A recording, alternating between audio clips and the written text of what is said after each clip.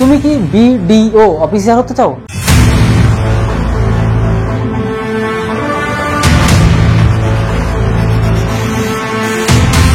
তাহলে ভিডিওটি প্রথম থেকে শেষ পর্যন্ত খুব ভালো করে দেখো। তাহলে ভিডিও অফিসার, যেটা কিনা ব্লক ডেভেলপমেন্ট অফিসার, কি করে হতে পারবে A to Z ছোট ছোট বিষয় আজকের ভিডিওতে তোমরা জানতে পারবে। ভিডিও অফিসার হতে গেলে তোমাদেরকে কি কি জিনিস জানতে হবে, ভিডিও অফিসারের কাজ কি, এডুকেশন কোয়ালিফিকেশন কেমন লাগে, বয়স কত লাগছে, এক্সাম প্রসেসটা কি, তোমার কেমন স্যালারি দেওয়া হবে, টোটাল বিষয়টা আজকে আলোচনা করছি। ভিডিও অফিসার কিভাবে হবে, আর ভিডিওর ফুল ফর্মটা কি, যেটা কিনা তোমাদের বললাম ব্লক ডেভেলপমেন্ট অফিসার। ঠিক আছে, মানে ব্লকের মেন অফিসার হচ্ছে এই ভিডিও অফিসার। ঠিক আছে, দেখো এই ভিডিও অফিসারের প্রথমে যদি তোমাদেরকে বলি ভিডিও অফিসারের কাজটা কি, প্রথম তোমাদের অবশ্যই জানতে ইচ্ছে করবে যে অ্যাকচুয়ালি ভিডিও অফিসারের কাজটা কি।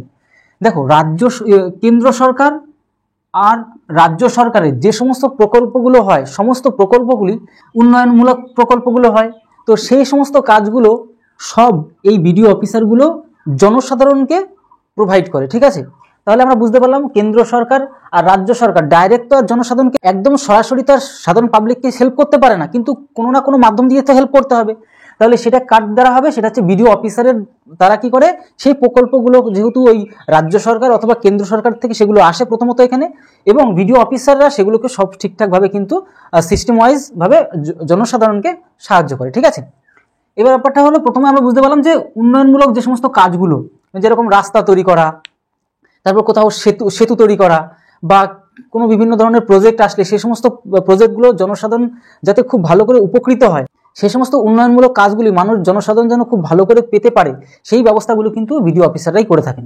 প্রকল্প বাস্তবায়ন মানে কি, যে সমস্ত প্রজেক্টগুলো হয়, বিভিন্ন ধরনের প্রজেক্ট হতে পারে, সেটা রাজ্য সরকারি হোক অথবা কেন্দ্র সরকারি হোক না কেন, যেমনটা তোমরা দেখতে পাও যে কন্যাশ্রী, যুবশ্রী, লক্ষ্মী ভাণ্ডার, এই সমস্ত প্রজেক্টগুলো, এই সমস্ত যে সমস্ত প্রকল্পগুলো আছে, সমস্ত কিছু এই ভিডিও অফিসারদের দ্বারাই কিন্তু টোটাল আমাদের যে রাজ্যে আর জেলায় জেলায় যে সমস্ত অঞ্চলগুলো আছে তাদের নির্দেশেই টোটাল কাজগুলো কিন্তু হয়ে থাকে।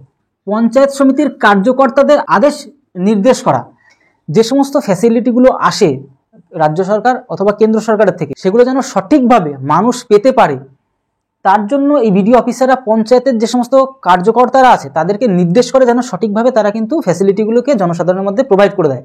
তো এই হচ্ছে ব্যাপার, মেন প্রধান কাজ হচ্ছে কি ভিডিও অফিসার এই সমস্ত কাজগুলি হয়ে থাকে মেনলি।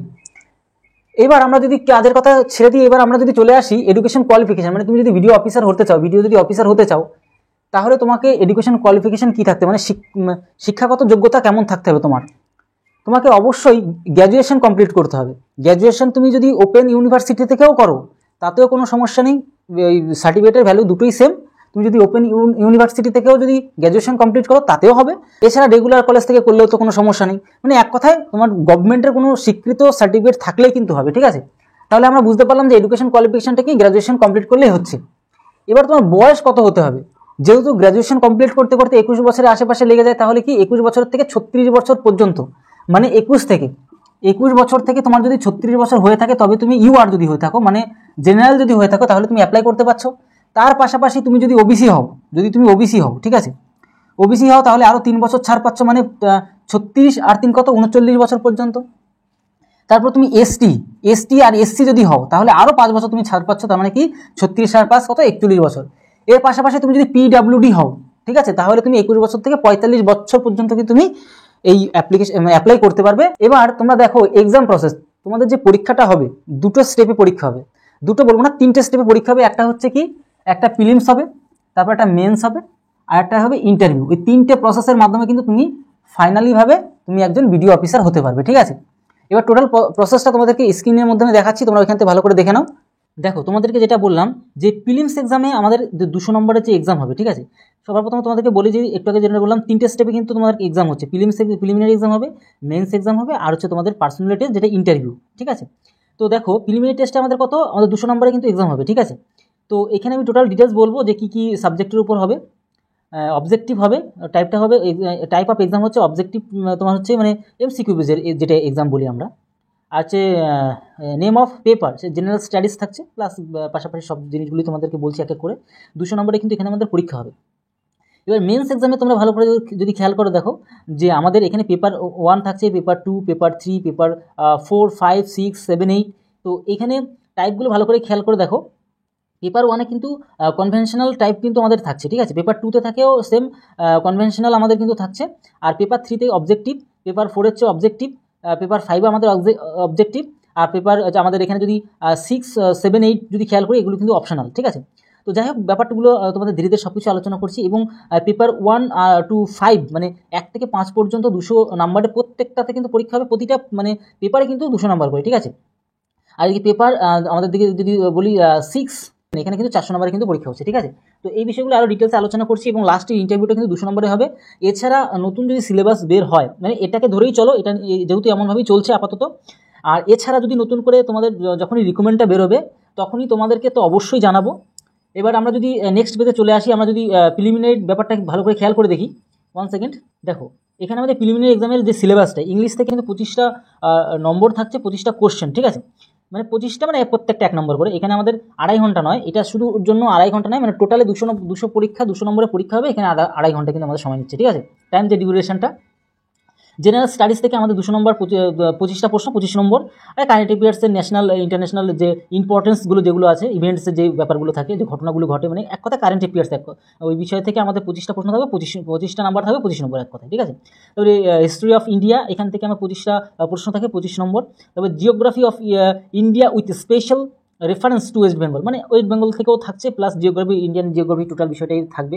এখানে থেকে আমাদের 25টা প্রশ্ন থাকছে, 25 নম্বর কিন্তু, ঠিক আছে। এবার আমরা যদি ইন্ডিয়ান পলিটি অ্যান্ড ইকোনমি আমরা দেখি, এখানে 25টা প্রশ্ন থাকছে, 25 নম্বর।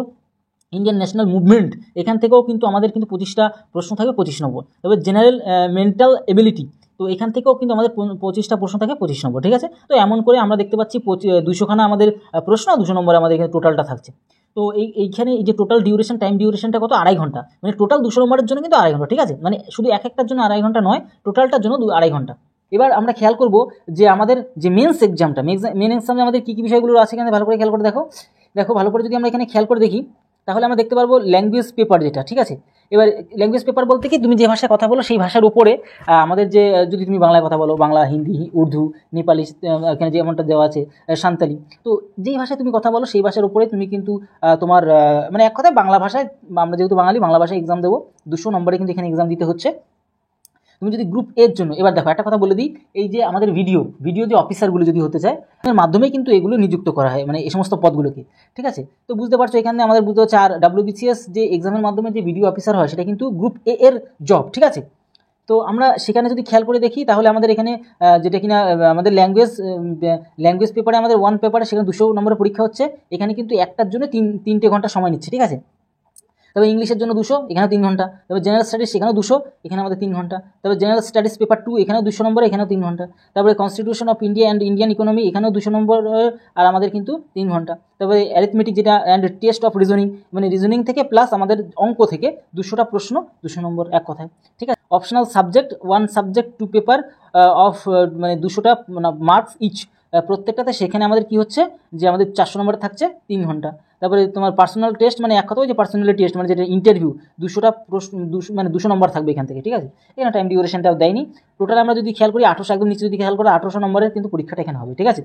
তো আমরা মেন এক্সামের ব্যাপারটাও বুঝে গেলাম, কিন্তু এবার একটা জিনিস তোমাদেরকে বুঝতে হবে, সেটা কি, যে নেগেটিভ একটা প্রশ্ন ভুল করলে, মানে তিনটে প্রশ্নতে 1 নম্বর কিন্তু কাটা হবে, মানে 3টে যদি ভুল করেও থাকো তাহলে 1 নম্বর কিন্তু কাটা হবে, ঠিক আছে।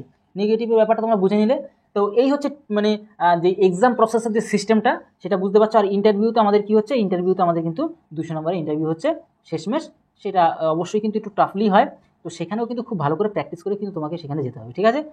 এবার যদি তোমাদেরকে বলি, শেষমেশ যদি তোমাদের স্যালারিটার কথা দেখো, তাহলে 70,000 টাকা থেকে সমস্ত কিছু নিয়ে 70,000 টাকা থেকে কিন্তু 1,20,000 টাকা পর্যন্ত তুমি কিন্তু ইনকাম করতে পারবে মান্থলি, ঠিক আছে। তো অভিজ্ঞতার সাথে সাথে স্যালারিটাও বাড়তে থাকে। তো আশা করি বুঝতে পারলে, ব্লক ডেভেলপমেন্ট অফিসার মানে ভিডিও অফিসার যদি হতে চাও, তাহলে কীভাবে তোমাকে পড়াশোনা করতে হচ্ছে, তোমার এডুকেশন কোয়ালিফিকেশন কি, সমস্ত কিছু আশা করি বুঝতে পারলে, তাদের কাজ কি।